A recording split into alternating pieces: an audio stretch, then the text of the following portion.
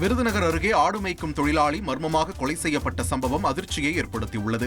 விருதுநகர் மாவட்டம் காரியாப்பட்டியை அடுத்த நாகனேந்தல் கிராமத்தைச் சேர்ந்தவர் முருகன். இவர் ஆடு மேய்க்கும் தொழில் செய்து வந்தார். கடந்த 3 தினங்களுக்கு முன்னதாக ஆடுகள் வாங்க வெளியூர் சென்றவர் வீடு திரும்பவில்லை. அவரது குடும்பத்தினர் அவரை தேடி வந்த நிலையில் முஷ்டகுறிச்சியில் அமைந்துள்ள காசி என்பவரின் விவசாய கிணற்றில் சாக்கு மூட்டையில் கட்டப்பட்டு சடலமாக மீட்கப்பட்டார். தகவல் அறிந்து வந்த போலீசார் சடலத்தை மீட்டு விசாரணை நடத்தினர். முருகன் மர்ம நபர்களால் தாக்கப்பட்டு கொலை செய்யப்பட்டுள்ளதாக முதற்கட்ட விசாரணையில். தேனியில் நிலத்தகராறில் ராணுவ வீரர் உள்பட 3 பேர் தாக்கியதில் 2 பேர் மரணமடைந்தனர். தேனி மாவட்டம் அனுமந்தன்பட்டி பகுதியைச் சேர்ந்தவர் சுந்தர் சுதா தம்பதி. சுந்தர் வீடு அருகே வசித்து வருபவர்கள் ராஜேந்திரன் விஜயா தம்பதியினர். இவர்களது மகன் பார்த்திபன் ராணுவத்தில் பணியாற்றி வருகிறார்.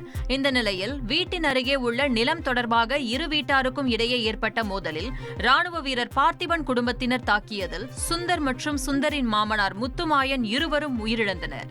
இதுகுறித்து உத்தமபாளையம் போலீசார் ராணுவ வீரர் பார்த்திபன் உள்பட 3 பேரை பிடித்து விசாரணை மேற்கொண்டு வருகின்றனர். கர்நாடக மாநிலம் மங்களூருவில் இந்து அமைப்பைச் சேர்ந்த சுஹாஸ் ஷெட்டி என்பவர் வெட்டிக் கொல்லப்பட்டதால் பதற்றம் ஏற்பட்டுள்ளது. கின்னிப்படாவு கிராஸ் அருகே சுஹாஸ் ஷெட்டி தனது நண்பர்களுடன் வாகனத்தில் பயணித்தபோது 6 பேர் கொண்ட கும்பல் மடக்கி ஆயுதங்களால் தாக்கியுள்ளது. இதில் படுகாயமடைந்த சுஹாஸ் ஷெட்டி பின்னர் மருத்துவமனையில் சிகிச்சை பலனின்றி உயிரிழந்தார்.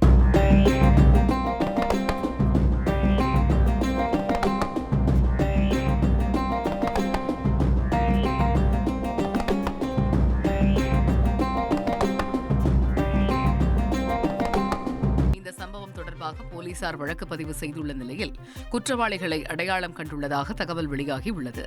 மங்களூருவில் பதற்றம் காரணமாக போலீசார் குவிக்கப்பட்டுள்ளனர். கடந்த 2022ஆம் ஆண்டு ஃபாசில் என்பவரின் கொலையில் சுஹாஸ் ஷெட்டிக்கு முக்கிய தொடர்பு இருப்பதாக கூறப்படும் நிலையில் பழிவாங்கும் வகையில் கொல்லப்பட்டிருக்கலாம் என விசாரணையில் தெரியவந்துள்ளது. செய்திகளை உடனுக்குடன் தெரிந்து கொள்ள உடனே சப்ஸ்கிரைப் பண்ணுங்க.